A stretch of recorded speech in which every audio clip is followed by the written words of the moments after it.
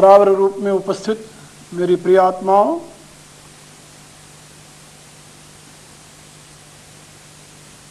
गोस्वामी जी ने एक चौपाई लिखी है जो यथार्थ मानव के लिए चिंतनीय है।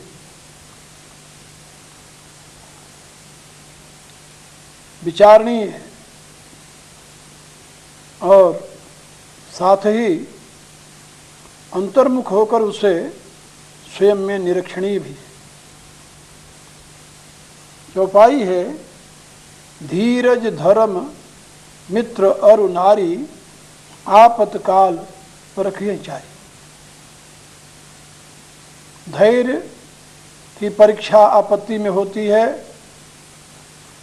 धर्म की भी परीक्षा आपत्ति काल में ही होती है। सामान्य काल में तो सभी धर्मात्मा बने रहते हैं, लेकिन आपत्ति आने पर भी जो धर्म को न त्यागे, धर्म में निष्ठ रहे, प्रतिष्ठित रहे, धर्म का ही अनुकरण करने के लिए तत्पर रहे, यथार्थ वही धर्मात्मा है। और मित्रों की परीक्षा भी आपत्ति काल में ही होती है। संपत्ति काल में तो हजारों मित्र होते हैं। एक कवि हुए हैं हमारे यहाँ, गिरधर कवि, उन्होंने एक कुंडलिया लिखी है, साईया संसार में मतलब का व्यवहार, पैसा जाके पास है ताही के सब यार, हैं सब ताके यार, यार संग ही संग डोलें, और पैसा रहे न पास यार, मुख से नहीं बोलें। कह गिरधर कविराय जगत कर याही लेखा, करत बिगर जी प्रीति यार बिरले को देखा। ऐसा मित्र जो स्वार्थवश नहीं, जो सही माने में मित्र व्यवहार करता है, उसकी परीक्षा विपत्ति काल में ही होती है। और इसी प्रकार से नारी की भी परीक्षा विपत्ति काल में ही होती है। यह कहना कि मैं तुम्हारे लिए अपना सर्वस्व समर्पित किए हुए हूं, ये अलग बात है, लेकिन विपत्ति काल आने पर भी वह साथ देती है कि नहीं, ये बिल्कुल इससे भिन्न बात है। इसलिए धीरज धर्म मित्र अरु नारी आपतकाल परखिए चारी। तुलसीदास जी का यह कथन परम सत्य का उद्घोष करता है। महात्मा भरत के समक्ष भी इसी प्रकार की स्थिति आई। उनके सामने भी एक विकट समस्या आ गई। बड़े स्नेह से गुरुदेव वशिष्ठ ने अपने पास बैठाया, अपनी असमर्थता व्यक्त करते हुए उनसे कहा कि भगवत इच्छा रूपी भावी बड़ी प्रबल है, उसी के द्वारा हानि लाभ जीवन मरण और जस विजस की व्यवस्था हुई है। अभिप्राय कि मैं इसमें कुछ नहीं कर सका, लेकिन इसके साथ ही उन्होंने भरत को सांत्वना देते हुए कुछ बातें कही है। यथार्थ ये बातें चिंतनीय हैं। उन्होंने कहा कि वत्स भरत, तुम्हारे पिता सोचने योग्य नहीं है, सोचनीय नहीं है, सोचनीय नहीं दशरथ राऊ, भुवन चारि दस विदित प्रभाऊ, भयउ न अहैन अबहो निहारा, तात भरत जसु पिता तुम्हारा। हे भरत, तुम्हारे पिता सोचने योग्य नहीं है। ऐसा महापुरुष न कभी हुआ था, न है, न भविष्य में कभी होगा। जैसे तुम्हारे पिता दशरथ थे। ये बात सत्य है। राम ऐसा पुत्र सृष्टि में अभी तक दूसरा तो कोई नहीं हुआ है।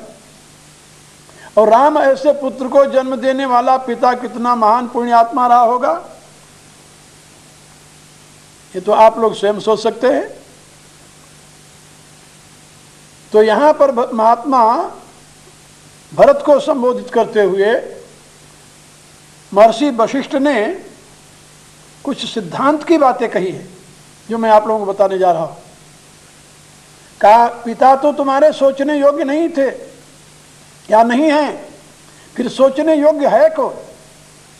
उस विषय में कहते हैं कि सोचिए विप्र जो वेद विहीना, तज निज धर्म विषय लय लीना। का सोचने योग्य तो ब्राह्मण है।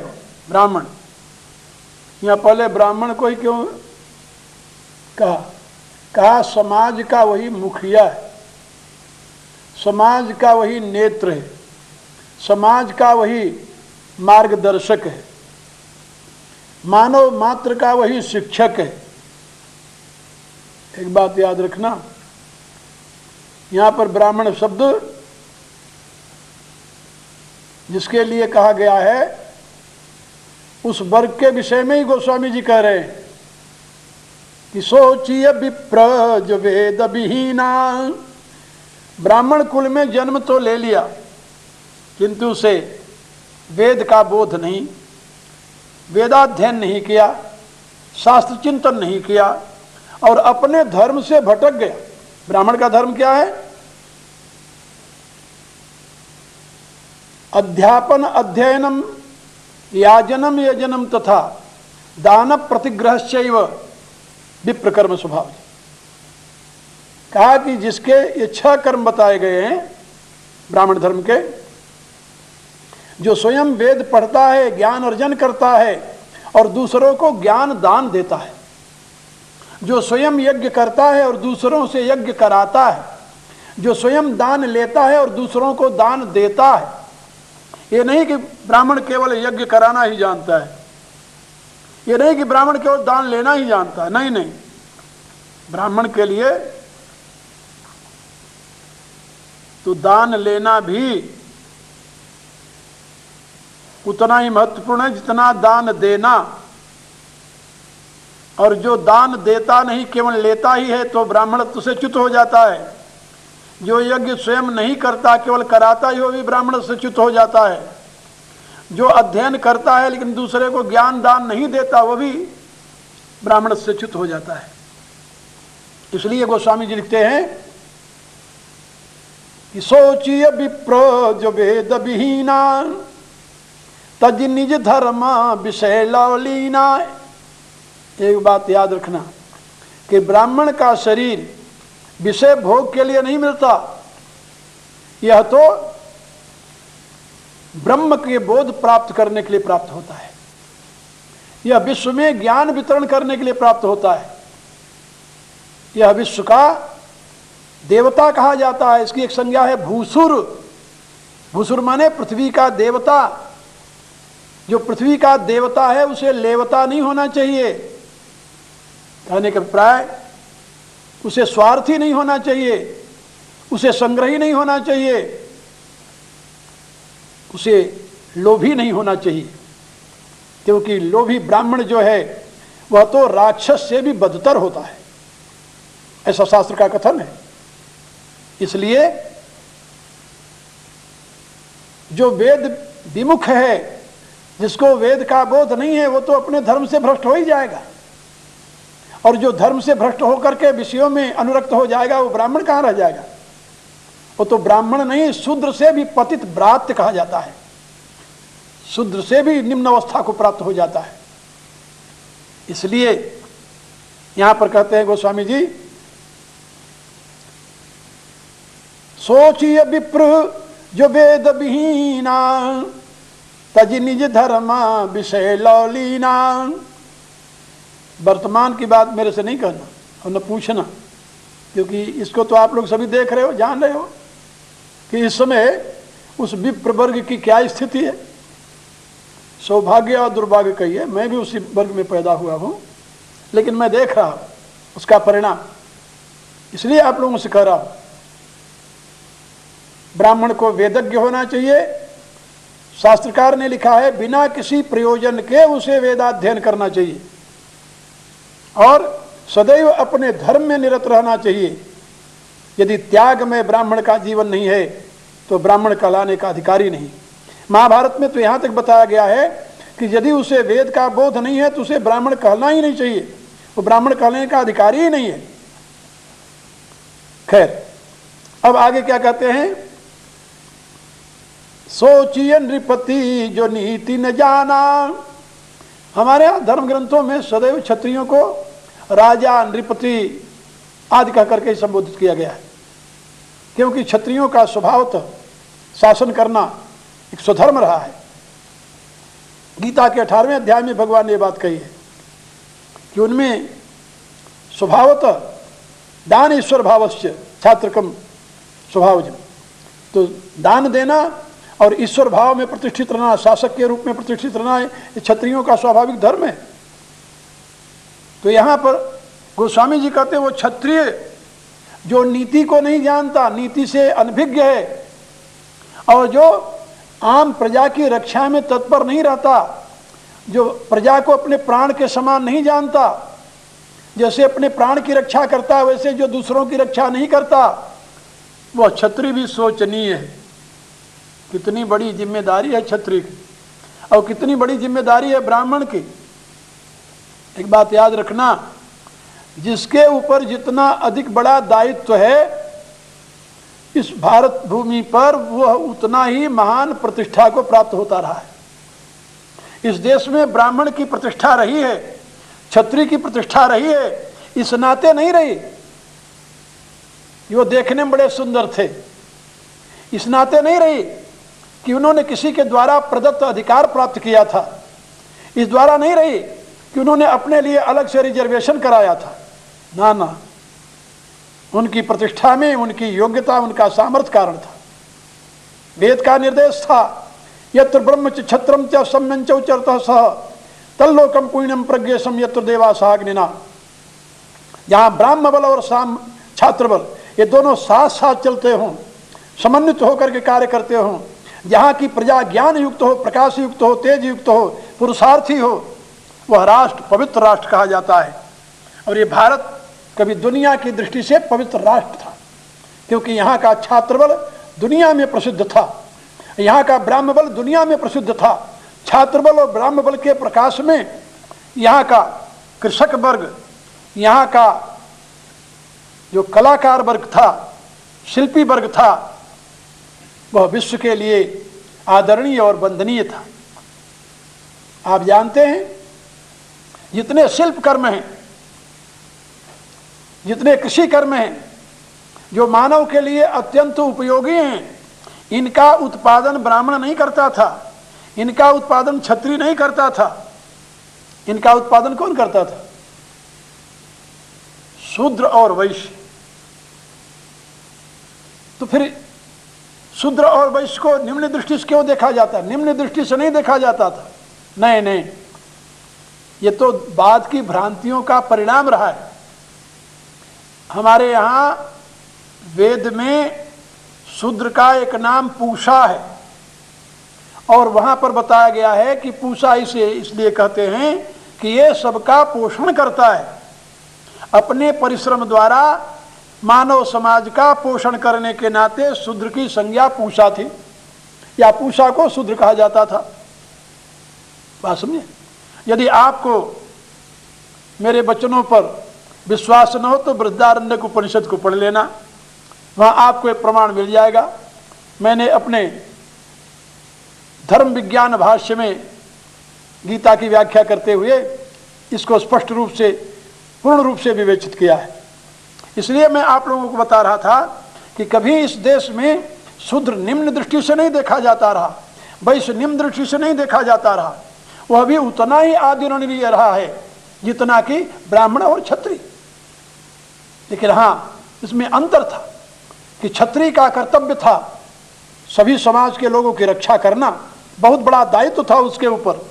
उसका जीवन अपने भोग के लिए नहीं था। क्या आज आप नहीं देख रहे हैं छात्र धर्म में दीक्षित हुए हमारे नौजवान, चाहे उनकी शादी हुई 6 महीने हुए हों, 2 दिन हुए हैं या वही दिन रहा हो, लेकिन जब वहाँ पर देश की रक्षा का प्रश्न होता है तो तुरंत सारे सुख को छोड़ करके अपना बलिदान देने के लिए वहाँ पहुँच जाते हैं। ये क्या है? ये छात्र धर्म है। वहाँ पर उनके भोग की प्रतिष्ठा नहीं है, वहाँ पर राष्ट्र की रक्षा की प्रतिष्ठा है। उनके दृष्टि में लक्ष्य राष्ट्र रक्षा है, भोग नहीं है। भोग तो उनके लिए मार्ग का एक प्रकार से पाथेय बन जाता है। यही कारण रहा है ब्राह्मण का, रातों दिन व्रत करते हुए, तप करते हुए, ज्ञानार्जन करके वो पूरे समाज को देता रहा है। ये जितने वैज्ञानिक हुए हैं वर्तमान में, इनके जीवन को आप देखिए। रात भर कैसे सोया जाता है इनको पता नहीं होता, अच्छा भोजन कैसे किया जाता है इनको पता नहीं होता, जब किसी विषय के अनुसंधान में लगते हैं। याद रखिए, बिना तपस्या के ज्ञान अर्जन नहीं होता, घोर तपस्या करनी पड़ती है। यदि मैं आप लोगों से एक बात कहूं तो आपको शायद आश्चर्य लगेगा, 6 बरस तक लगातार मैंने कभी पांव पसार कर सोकर नहीं देखा था, अध्ययन काल में, साधन काल में। और 6 बरस तक, जिसे आप स्वादिष्ट भोजन कहते हैं, इस भोजन का भी मुझे परिचय नहीं हुआ था। आज जो आप मेरे से अनेक विषयों की बातें सुनते हैं, वह कोई कहीं से दक्षिणा में नहीं आया है, या सो करके या ऐश करके उसको संग्रह नहीं किया गया है, वो तप के द्वारा अर्जित है। इसलिए ब्राह्मण का जीवन तपोमय जीवन था, विषय के लिए नहीं था। क्षत्रिय का जीवन बलिदानमय जीवन था, वो विषय के लिए नहीं था। इसलिए पहले इनका जिक्र किया है तुलसीदास जी ने। सोचिए नृपति जो नीति न जाना, यही न प्रजा प्रिय प्राण समाना। और सोचिए वैश कृपण धनवानु, जो न अतिथि ऐसा वैश्य, जो कृपण धनवान होते हुए भी कृपण है, वह शोचनीय है। जो दान नहीं देता वो शोचनीय है, वह वैश्य शोचनीय है। सोचिए वैश्य कृपण धनवानु, जो न अतिथि शिव भगत सुजानु। जो भगवान शंकर की आराधना नहीं करता वैश्य, वो शोचनीय है। जो धनवान होते हुए दान नहीं देता वो शोचनीय है। जो कृपण है वो शोचनीय है। जो केवल धन के ऊपर अपना आधिपत्य जमाना चाहता है, धन का संग्रह करके, और अन्य लोगों को उसके अधिकार से वंचित रखता है, वो शोचनीय है, आदरणीय नहीं है।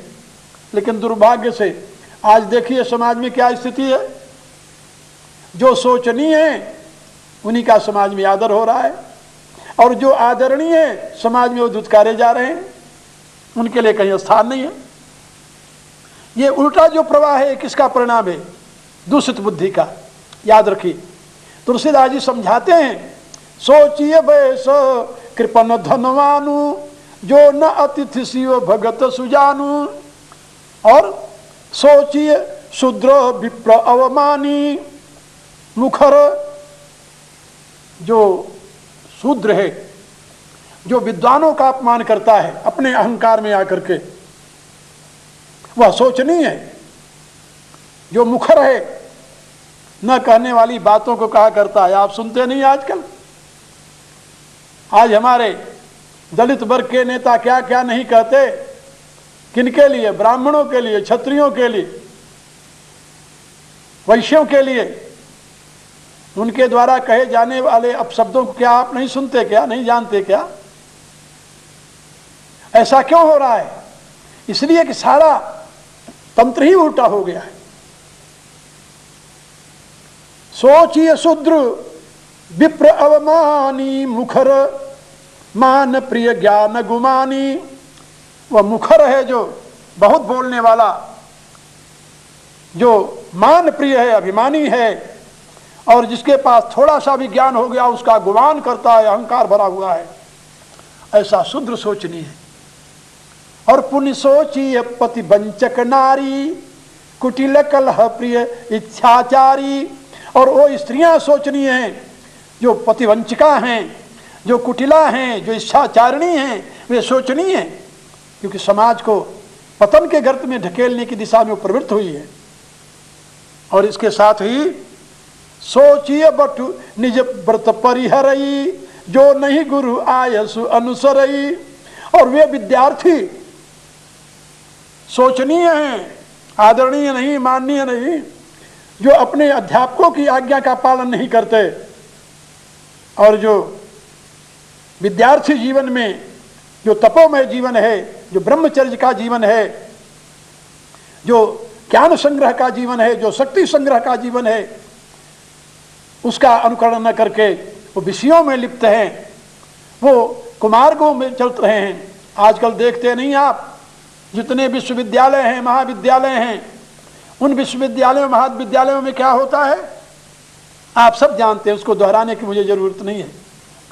क्या आज का विद्यार्थी अपने धर्म पर प्रतिष्ठित है? क्या अपने जीवन में ज्ञान अर्जन के लिए प्रयत्नशील है? कुछ लोग हैं, सभी तो नहीं, बहुतायत किसकी है आप देखिए। क्या आज उनमें संयम की कोई स्थिति है? नहीं है। आज संयम शून्य विद्यार्थी का जीवन है। इसलिए और आखिर में तुलसीदास जी क्या कहते हैं, याद रखो, सोचिए गृही जो मोह बस करई कर्म पथ त्याग, सोचिए यति प्रपंचरत विरत विवेक विराग। का वह गृहस्थी सोचनीय है जो मोह बस अपने कर्मों का त्याग कर देता है, और वह यति सन्यासी सोचनीय है जो प्रपंच में लगा हुआ है। हाँ, प्रपंच जेन केन प्रकारेण जनता से, जनता के धन का आहरण करना और प्रपंच में सदैव रत रहना और विवेक और वैराग्य से शून्य जीवन जीना, वह यति सोचनीय है। जिस यति के जीवन में वैराग्य नहीं है, विवेक नहीं है। विवेक और वैराग्य यति का भूषण है। इसलिए प्रपंच से दूर रहते हुए, प्रपंच माने स्वार्थ सिद्धि के लिए कर्मों में प्रवृत्ति, लोक कल्याणार्थ कर्म को प्रपंच नहीं कहते, याद रखना। लोक कल्याणार्थ कर्म में जो महापुरुष रत हैं वे प्रपंची नहीं हैं। यदि आप उनको प्रपंची कहेंगे फिर तो आप अनर्थ कर डालेंगे, फिर तो ये सारा समाज स्वार्थ में ही डूब जाएगा। इसलिए उन महापुरुषों के जीवन को प्रपंची नहीं कहा जा सकता जो सन्यास की दीक्षा ग्रहण करने के पश्चात लोक संग्रह में लगे हुए हैं। प्रपंची वे हैं जो वैराग्य से रहित हैं, विवेक से रहित हैं, केवल धन संग्रह करने में ही निरत हैं। इसलिए तुलसीदास जी के इन शब्दों का मनन करते हुए आप सोचिए कि आप किस श्रेणी में आते हैं, आपका जीवन किस श्रेणी में आता है। आप मनन चिंतन करते रहिए। मैं अपनी वाणी को ही विराम देता हूँ, इससे आगे की बात आपको फिर बताऊंगा। हरि ओम तत्सत।